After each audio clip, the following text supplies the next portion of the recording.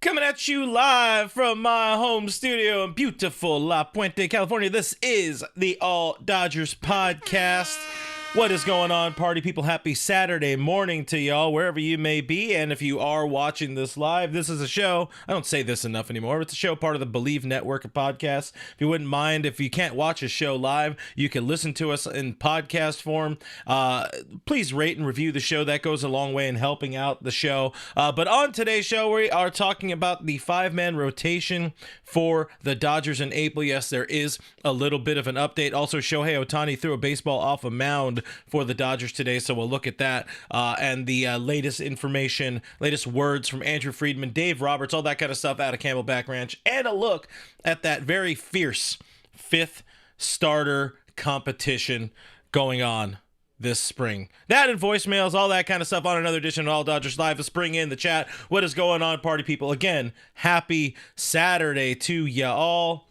Listen, I love being able to do Saturday shows because it means there's content. It means Dodger baseball is here. I have maintained I don't want to just do content for the sake of doing content. I would hate to have to do this every day with nothing to talk about. I want us to get together and have a good time, have something to talk about, and leave us wanting more. That's what we're hoping for.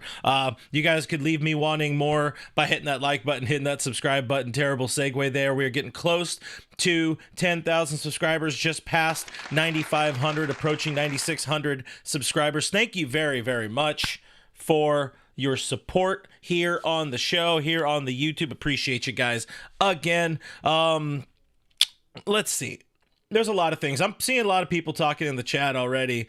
Friends in the chat, Diane Schroeder, Mr. Classic, Swollen Sausage, Noah Ortega, Seth Klein. What's going on? A lot of people talking about that Eddie Rosario news that just popped up. So we might talk about that first.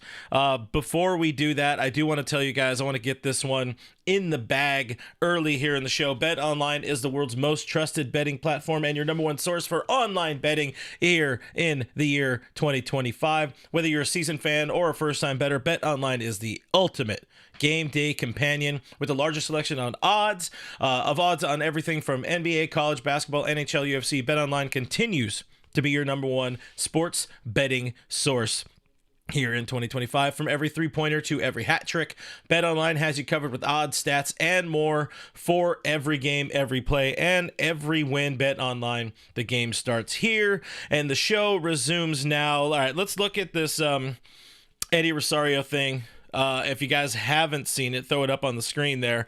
Dodgers, according to sources, at least this one source, Ari Alexander, who has nailed some of these kind of rumors in the past and did this offseason. Guys, help me with some of them. I know he's hit a few of them. He might have been one of the first to report on Teoscar Hernandez, maybe. I know it's legit enough source here, but former Dodger enemy Eddie Rosario to the Dodgers on a minor league deal, and Rosario, of course, blew up in 2021, killed the Dodgers, but very, very good at parts at different points in his career, has had some pop from Minnesota, has some wheels to it, can play left field, probably play a little bit of right field, as we saw last year, center field.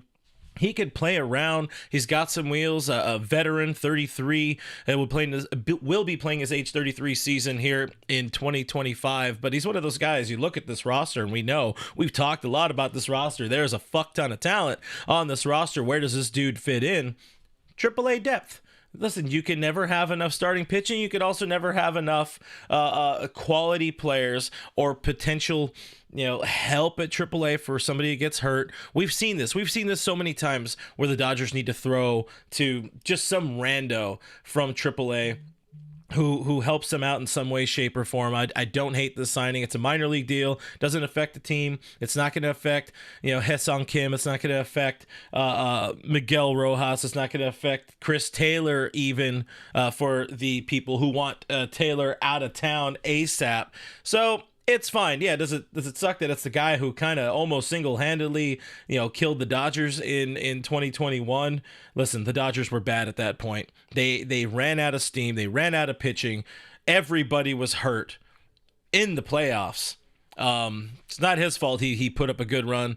I do wonder if he's going to bring some of Jock's pearls along with him. But there you go. There's a little bit of an addition to the Dodgers here on what is it, day 5 at Camelback Ranch, day 4, day 5 at Camelback Ranch. I don't mind it. I don't hate it. But let's talk about the more important thing that we saw at a Camelback Ranch today, and that is Shohei Ohtani throwing a baseball for the Los Angeles Dodgers. He does get his first bullpen in of the spring, reportedly sat around 92, 94.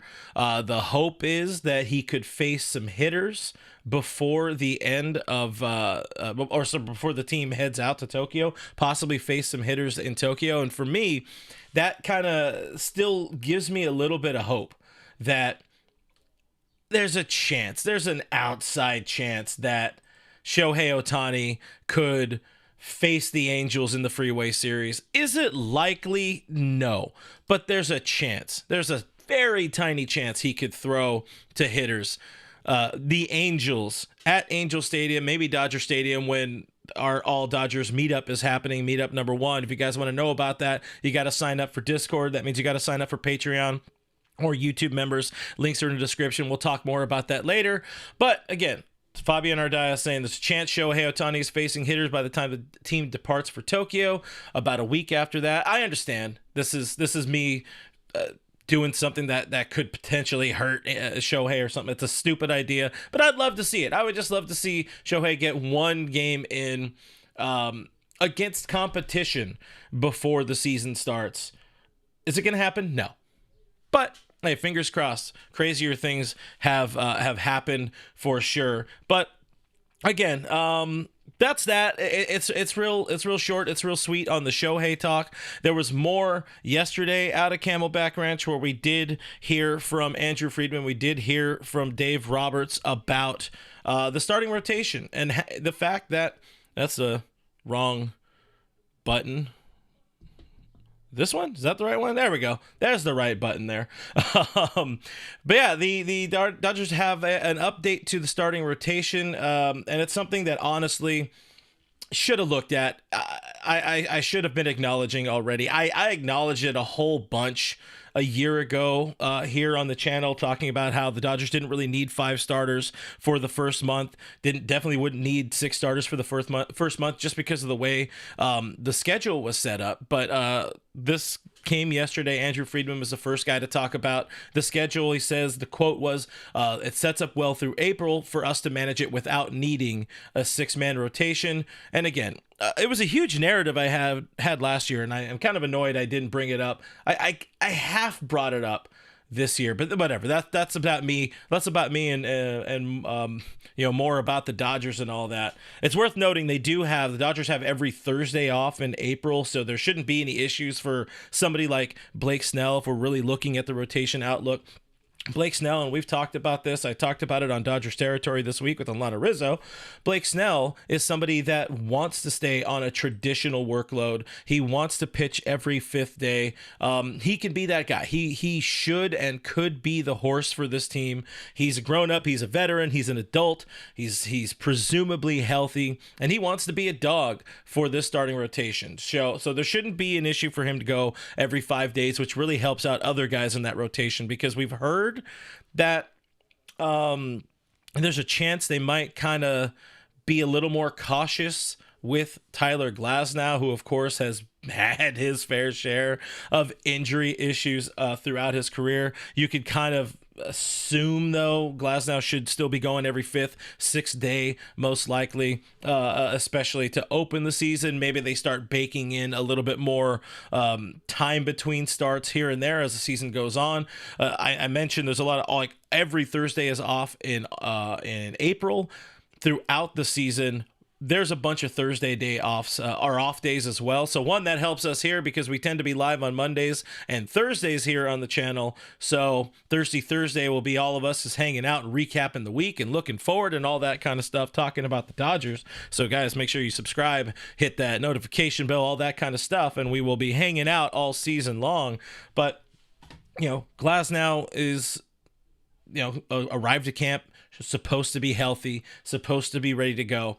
So he should go every fifth or sixth day. And then you get into the Yamamoto and Roki Sasaki part of the rotation. They're going to get their 5 days between. They're going to be on a more every 6 day, even if it's not a 6-man rotation, it's going to be an every 6 day kind of at least 6 day situation for the pitchers coming over from Japan. Of course, Yamamoto has already been here for a season, but presumably they're going to get their 5 days in between. And then we get into somebody like a Tony Gonsolin, for example. He's somebody who's probably the front runner, in my opinion. We're going to talk more about that 5th starter competition, but he's the clubhouse front runner to take that 5th starter spot. And he's been kind of a innings eater-ish in the past when healthy. So I think he's somebody who could flex and maybe start, 4 days rest, 5 days rest, 7 days rest, kind of just it's not going to be 1, 2, 3, 4, 5, 6, 1, 2, 3, 4, 5, 6 when you're looking at the starting rotation and when they slot in and start. We're going to see 1, 2, 5, 6, 4. It's going to be a little bit non-traditional, something we're not used to. I'm looking forward to it. I've said it. I think I said it last week, the last time Kevin and I were live. There kind of are no days off when it comes to watching this team. In the past, maybe Tony Gonsolin, you don't need to watch that game. And with all due respect to Tony, you don't need to watch that game. You can survive not watching a Tony Gonsolin start, but you need to watch Shohei Ohtani when he gets on the bump. You need to watch Yamamoto because that's a dude I'm really looking forward to watching. Sasaki, Glasnow, Blake Snell, you need to be watching these dudes. This is the best, not arguably, this is going to be the best starting rotation we've ever seen in our lives. That's just a bona fide fact. You could take that one to the bank. So 5-man rotation in April. Shohei Ohtani expected to rejoin the team, slot into that rotation in some way, shape, or form in May. And he's going to have a slower build up. So there's going to be opportunities for other guys, Landon Knack, Dustin May, Bobby Miller. We're going to talk about some of those guys in just a second, but I like knowing now, get some of the starting rotation stuff out of the way, because that was something, we all talked here throughout the offseason. You're looking at the starting rotation, you're looking at the pitching outlook, and it's like, God damn, there's a lot of talent. How does it work out? Well, they're telling us as much as they know right now, and obviously things are going to be dictated by health and how people perform during the spring. But they're telling us now, early, this is sort of our plan. This is what we're doing. Yoshinobu Yamamoto is going to start opening day. Sasaki should be pitching in one of those Tokyo games. That one's a little bit loose. We don't know if he's going to start one of the games that count against the regular season against the Cubs. We don't know if he's going to start one of the exhibition games or however Sasaki works, but he's expected to be in there. Same with probably Blake Snell, but also those dudes, Snell or Yamamoto or Glasnow, could start game 1 at Dodger Stadium, the home opener. So, hey, a lot of good problems to have. Here's a good problem right here. $2 super chat from our friend Seth Klein saying this rotation is going to break Doc's brain.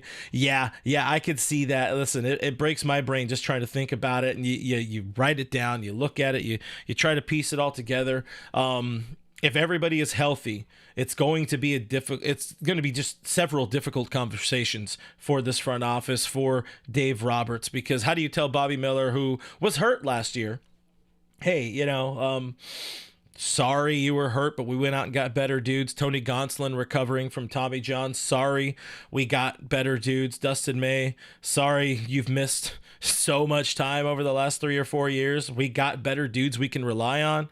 It's tough, Dodgers starting rotation, like the 6 through 10 would be a top rotation for probably 10 teams in the league, and these are just sort of extra dudes. So, well, let's pause for a second before we talk more about that 5th starter competition, because I do have some video from Dave, but I do want to tell you guys about another thing here on a shorter edition, so the ads kind of come a little bit closer together here. But I want to tell you about Underdog Fantasy. It's the easiest place to play all your fantasy sports, and it's now proudly helping support us here at the All Dodgers podcast, and it can continue helping support us here if you guys click the link in the description below. Use that promo code you're about to see, All Dodgers. That really does help out the channel by you guys at the bare minimum even clicking that link. But without that, with that aside, I will say if you are looking for a unique way to make some picks on, as you're watching your sports,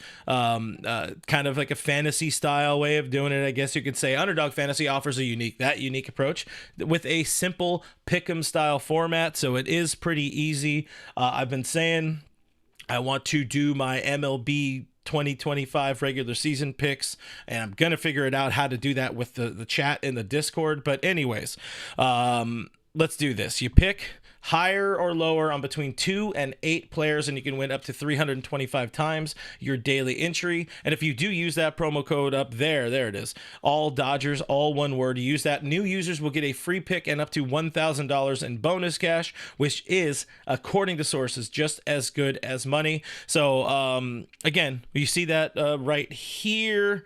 That's where we can make some picks. How many homers is Shohei going to hit? All that kind of stuff. We're going to do that. We'll probably do that as a group project on Discord. But sign up at UnderdogFantasy.com today. Download the app or click the link in the description below. Like I said, use that promo code ALLDodgers for your free pick and up to $1,000 in bonus cash. Thank you so much for hearing me out. And let's go ahead and get back into it. So, as I was saying, there is competition for the Dodgers.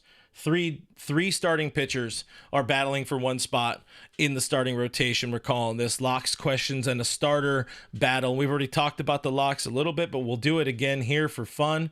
Let's look at those guys, because we know Yamamoto, as long as he's healthy, dude's a lock. Blake Snell, you don't pay him what you paid him. What is it, 5 years, 170 some odd, 180 some odd? I forget. That was so long ago, and there's like 50 other signings this offseason since Blake Snell. Blake Snell is a lock. Tyler Glasnow is a lock. All of these dudes need to stay healthy, but there's a lock. Those are locks. There's 3 guys there. Roki Sasaki, 99.9% a lock for the opening day rotation. Possibly for the second start of the season. I say 99.9 because there's always that outside possibility. Extremely unlikely. There's outside possibility that, he gets held off if he struggles a little bit, or if they find something they want to work on or refine as he transitions here to the States and to MLB. I'm saying 99.9 just because it can happen.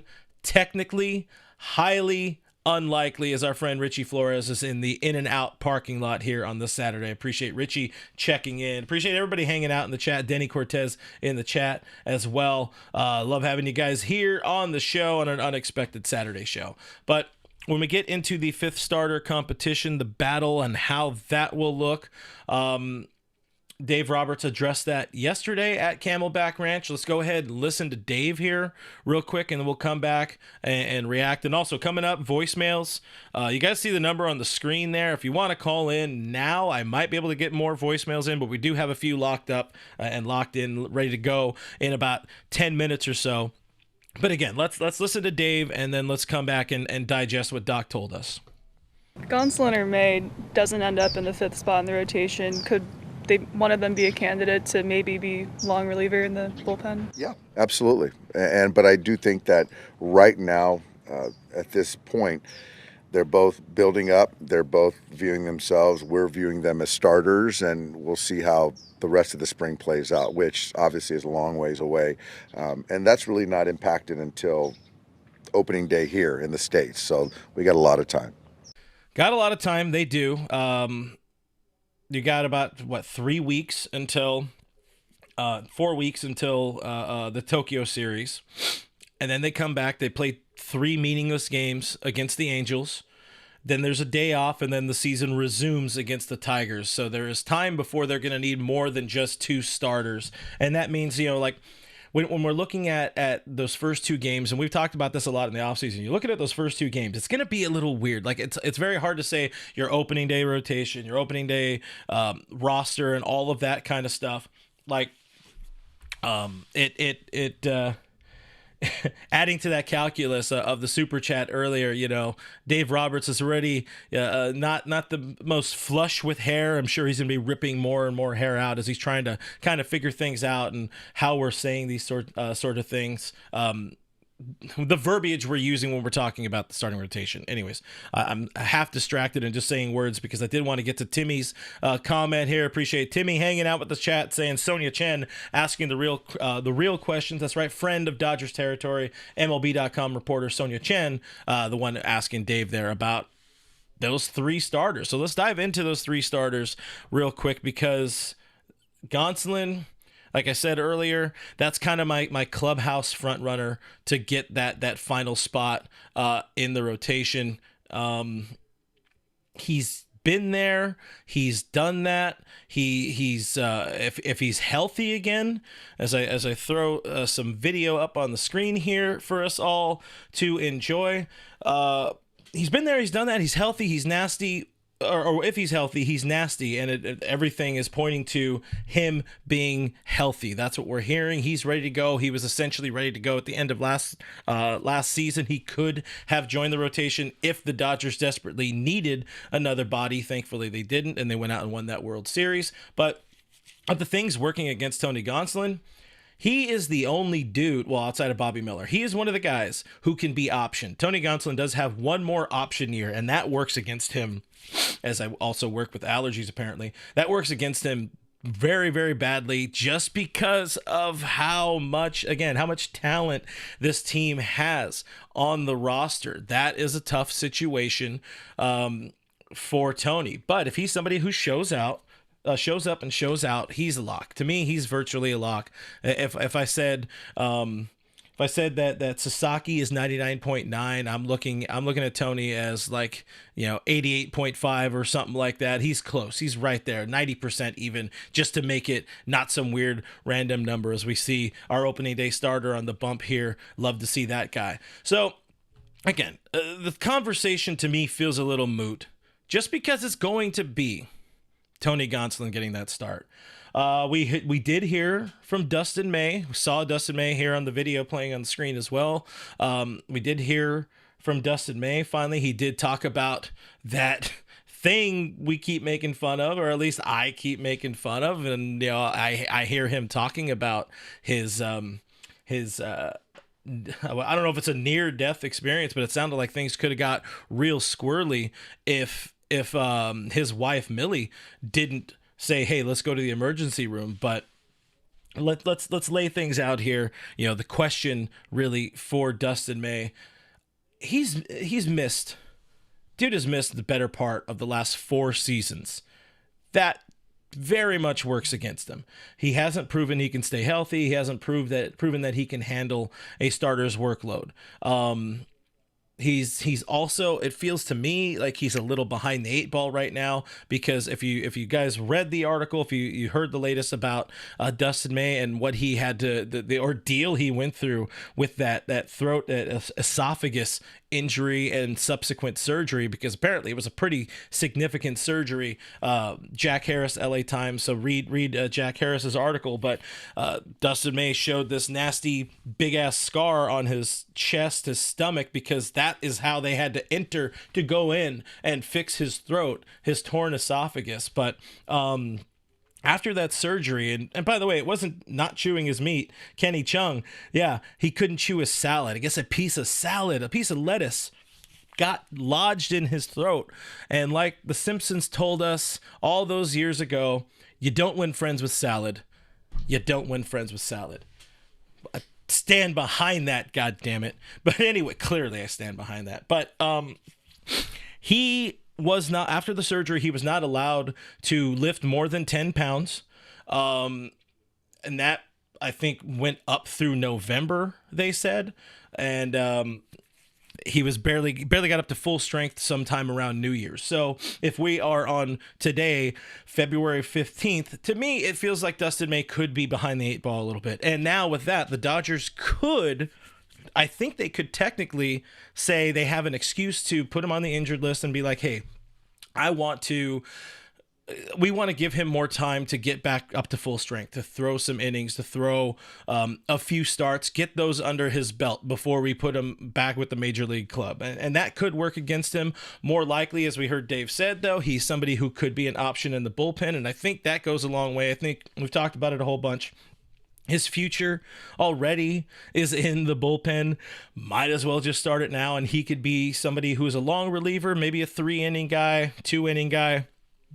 Somebody like that. So that's the situation. To me, it feels difficult to rely on Dustin May, particularly in a starting role. And I'm going to go back to the solo screen so we can get the chat going back in here, because you guys are showing out in the chat. RJM0021 saying gingers are made different. And I don't know if that's a compliment or not. So we'll have some fun with just leaving that out in the wind. $4.99, $5 super chat from our friend Richard Flores, who we are going to hear from later in the voicemail hotline. D-May needs to be in bully, or it needs to be a bully, I'm assuming. Oh, in the bullpen. Got you. I got you now. Hey, synergy. Took a second.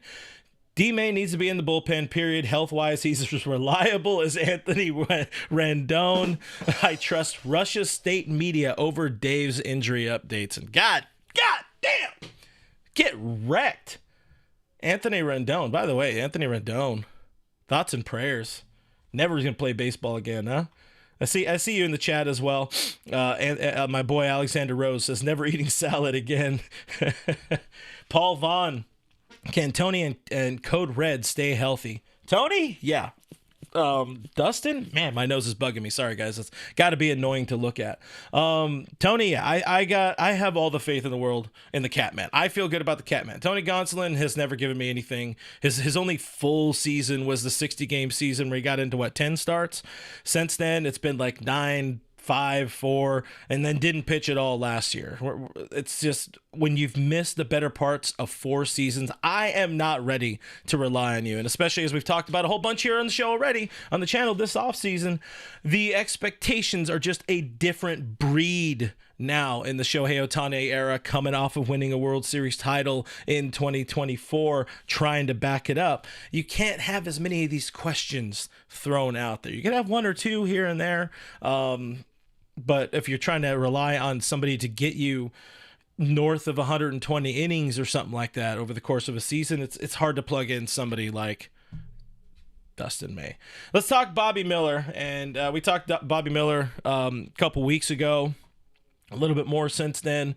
My boy producer Kevin was giving some love to Bobby Miller, saying he's somebody we need to watch, because if he's good, if he's right, if he's back, and he's healthy, he can be nasty, and we've seen it. And he was shown throwing on the backfields today at Camelback Ranch with his new, I guess, personal life coach, not Dustin May, but Blake Snell, watching over his shoulders. But let's just be real about Bobby Miller and what goes against him.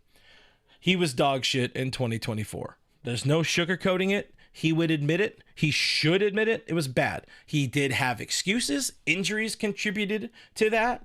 But now he's reportedly healthy. We're hoping he has ironed out the mechanics. That should help him return to form this season. But how he fits into the equation is a completely different story. He needs to work for a spot. He is somebody who absolutely needs to work for a spot. Drew Unga asking, how many options does Bobby Miller have left? He's definitely can be optioned this year. I think he might have one more year after it, but let's focus on 2025 this year. He definitely has options this year. So it's not as big of a it's not going to be as much of a worry, I guess. It's not going to be the most difficult conversation for the Dodgers, because they can justify sending him to AAA and being like, look, right now, 1, we don't have space for you, but 2, we want to see you do this regularly. We want to see you stay on a regular rotation for at least a couple of weeks, unless there's an injury and he needs to fill in. I hope Dave is honest in saying that these guys do have, all of them have opportunities, because, Bobby Miller, he has a higher upside for sure than Tony Gonsolin. Tony Gonsolin has proven he's done it. He's a World Series champion in 2019. A lot of people like to not remember that he started Game 6 of that World Series against the Rays. Wasn't a very good start, but he did start it, and the Dodgers won that game. Again, I'll say it one more time. Tony Gonsolin, to me, is the clubhouse leader to take that 5th starter spot in 2025, at least to open the season, and then, things change. Everything gets a little bit crazy when Shohei gets back. Eventually, Clayton Kershaw gets back. Emmett Sheehan's going to be reintroduced to the mix after a few months as well. Landon Knack. Let's also talk about somebody who should be in the mix here, because Landon Knack kind of was a 5th starter for a while for the team last year. Started some games in the postseason, relieved some games, pitched in a bulk role, and I think he's going to be mainly a bulk role guy. Definitely a solid long man option for the first few weeks in the season, which his team will need to be. Who knows? Maybe he or Dustin May or somebody like that are the piggyback guy to Shohei Ohtani as he builds up when he finally returns from to pitch. He returns from his slow start or whatever pitching wise, and what I'm understanding too on Ohtani pitching wise, and then we'll button it up here. We'll get into voicemails and we'll get out of here.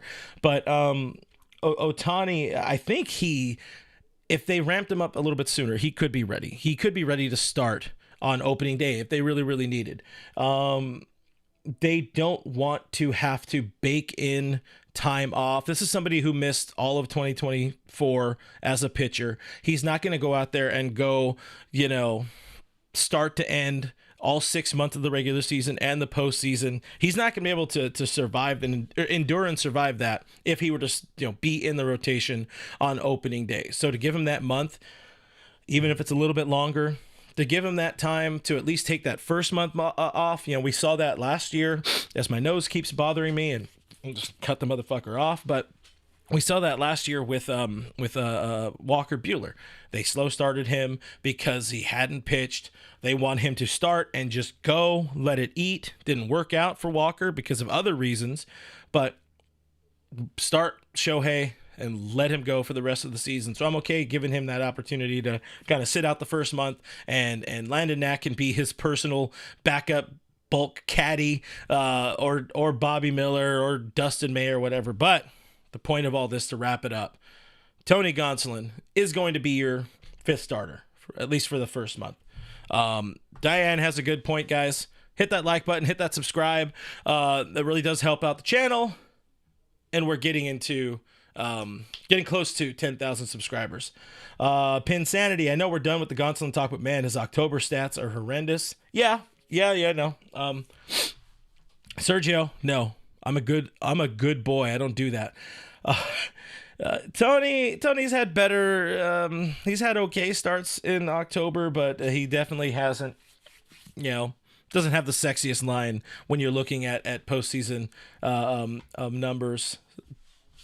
Even as it's an important thing to add to this, even if he is the 5th starter for a while and becomes a 6th starter when Shohei gets into the rotation, he's not going to need to be starting games in October. So there's a little bit of silver lining there. Swollen Sausage, pause. You're being crazy. Oh, we got drugs. Producer Mrs. FRG brought drugs, so now this will work immediately and we can breathe again. Anyway, Pinsanity, I like Tony, but I think he's a magician more than anything. Listen, man, I'd rather be lucky than good. I'd rather be able to just kind of whiff people, smoke and mirrors, all that kind of stuff. I'll take that. Timmy, Blake Snell is going to save Bobby Miller. It just seems like... I mean, I can understand the natural fit of Blake Snell has had ups and downs in his career. After he won his Cy Young in, 2018? He was really rough in 2019. So I can understand him kind of being somebody who could be a sort of mental skills coach more than anything to Bobby. But if he's able to help him mechanically, cool. Listen, there's just so much talent. It's insane how much talent there is on this team. I think that's enough on that for now. Appreciate the chat going hard in the paint. Today, unexpected Saturday morning. I was expecting this to be even shorter show, which is why I didn't even call producer Kevin to come join us. I don't know if he was busy today, but all that aside, we're going to pin that conversation. We'll have more this week, hoping a buddy is able to join us on the show this week, somebody you guys all know and love. But I do want to get to voicemails because we didn't get to voicemails on Thursday, and we do have some calls lined up in the chat. I always love the vibrance and joy that our friend Denny Cortez brings to the chat. So Denny called us on Thursday, and she had some things to say from everybody's favorite 215 Freeway. So let's listen to Denny real quick. What's up, Clinton Nation? What's up, fam? This is Denny Cortez calling from the on-ramp to the 215 Freeway, onward to traffic. So I just want to give a shout-out to the chat on Discord. You know who you all are, because I had a shitty day at work today, okay? And if anybody who really knows me, they know where I work. I have a good job. I'm blessed with a good job, but it's in a shitty department. So anyhow, I turned on the chat because I was gone for a minute, and y'all made me laugh, gave me a smile, and I thank you guys for that, because it was really bad today, and you guys put a smile on my face. So I just wanted to give shout out to the Discord chat. So if you want to hang out with cool people, get in, because that's where all us cool kids are at. Okay? So that's it. On to traffic. Bye. Denny Cortez, listen, I don't even need to promote the Discord anymore, because people call in and do it for us. Guys, if you're missing it, if you haven't joined yet, it's a fun place. We just welcomed a few more people to the chat as well. Check it out. You have to sign up, though, on our Patreon, patreon.com/realfrg, or click the join button here on the YouTube machine. It's $5 a month, but with the $5, you are helping support independent coverage, Dodgers coverage here on the show. You guys directly help make this show happen by signing up and committing that $5 a month. But again, with that, you get access to our Discord server where everybody's becoming friends. We're having a good time. We're going to have all Dodgers meetup games this season. We got 3 in the works so far, in the brain. We're planning it out. Shout out Diane Schroeder, Richie Flores for helping me take the lead on those things. So check it out. Highly encouraged, highly recommended from folks here on the chat and myself, and you get access to all of us. We're just hanging out and talking Dodger baseball, even when the lights aren't on here on YouTube. Let's go ahead and listen to our friend Kevin Uhas, who also had some things to say. Buenos dias, fanáticos. This is Kevin Uhas, and my question to you is, what's going on with this bullpen? When fully healthy? We got Kirby Yates, potentially in the future, Brusdar Graterol, Tanner Scott, et cetera, Alex Vesia, Michael Kopech. Who's getting all these innings and line share of high leverage? We know Tanner Scott is going to close a lot of the big games, but who's going to be eating these innings? Appreciate it. Have a good one. Our friend Kevin Uhas calling with a good question there, and I had this pulled up because I did listen to the voicemail earlier. There's the same way with the starting rotation. There's a lot of talent. There's a lot of options. There's a lot of bodies that can join that bullpen, that could be a part. And this is, not including some of the guys that will likely be at the AAA level, will likely be available, that aren't even on the 40-man roster yet. People that are that won't make the starting rotation. I don't know how you also fit this, that pile of pitchers together. Kopech might miss the opening day as he recovers from a large workload last fall. Same with Brusdar Graterol. He's going to miss probably half of the season as he recovers from shoulder surgery. We know Evan Phillips, who is not on that list for some reason. Evan Phillips is likely going to miss a few months to start the season, or at least a few days. He's going to miss the opening day nod for sure, but he might miss a couple weeks.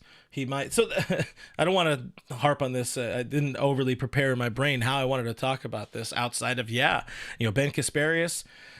he might get some reps early if Kopech and Phillips are on the IL, but he's somebody who has options, likely wouldn't be around Kirby Yates. You assume they signed him to be a lock in this bullpen. You assume they brought in Tanner Scott to be a lock in this bullpen and take down the lion's share of save opportunities when it gets that far. Kopech, we saw lock down some games as well. Blake Trinan had a hell of a workload last year, so you hope to not. I appreciate Drew saying the YouTube also, by the way. I saw that in the chat just now. But Trinan, my God, I mean, he pitched till his arm almost fell off in the World Series and in the postseason. Vesia, dog. Banda, dog. I don't know, man. I like having more talent than we know what to do with, because we've seen, my God, have we seen some really bad versions of this team. I have a friend of the show who will randomly send me like, hey, remember this old player or whatever. Somebody sent me on Instagram a like the stat line or whatever of John Eli. Remember, guys? You guys remember being excited about John Eli? No? Bueller? Anybody? I much prefer this is the point where we're getting to here. But let's go ahead and get back into more voicemails. We got a couple more voicemails before we do get out of here. Let's go ahead and listen to Richie. And I see OCJ saying, damn, there goes the Apple ratings again. We're going to get demonetized here with all the foul language. But let's listen. Actually, first let's listen to Noah. Hear what Noah has to say.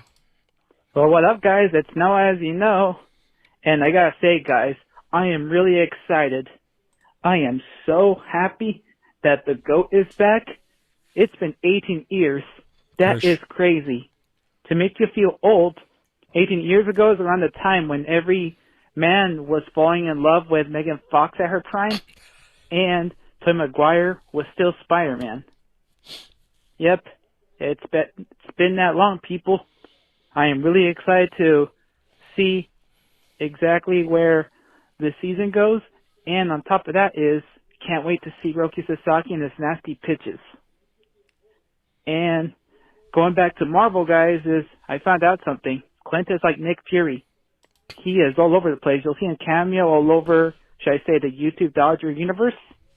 And I'm not sure if you guys know this, but almost everybody that, well, not everybody, but a majority of YouTubers from Dodger Blue, from Jeff Snyder, all at one point worked for him, just like how the Avengers technically worked for and with Nick Fury. What are we doing here? So yeah, Clint, congrats. You ranked up to Nick Fury level. So that's one of the biggest compliments you'll be given by anybody today. And other than that, though, another compliment is that, Clint, you have the best Discord ever, which all of you listening should join immediately and subscribe to Patreon. You'll have a great time. Plus, we're setting up a couple of meetups, and it would be nice to meet you all in person. I'm really excited. But anyways, just to wrap it up, guys, as you know, fuck Manny Machado, fuck Fernando Tatis, fuck the Padres, fuck the Giants, fuck the Astros, fuck the Dodger City and parking lot, and for the love of God, fuck the Ghost Runner. See ya. There we go. We listen to Baby. We'll call him Baby Richie right there. Quickly, I want to touch on something here, and I appreciate the love, of course, in the chat. I appreciate Noah piecing together this MCU thing. But can we talk about like defining generations or timeline really by which Spider-Man? Because he said Tobey Maguire Spider-Man. Like, is that a thing where we can be like, oh yeah, I'm Andrew Garfield Spider-Man years old? I don't know. This seems like a weird thing to sort of deal with. Anyways, I don't know why I went off on that tangent. I wanted to do it, but finally, let's go ahead and listen to our friend Richie, who has some things to say. Well, hey, Clint. Happy spring training to you. It's a tough day for yours truly. I was going through my closet the other day and came across my high school yearbook. And I saw a picture of my ex-girlfriend, and I remember she was ugly. She was so ugly, she was known as a two-bagger. That's a girl that's so ugly, you put a bag over your head in case the bag over her head breaks.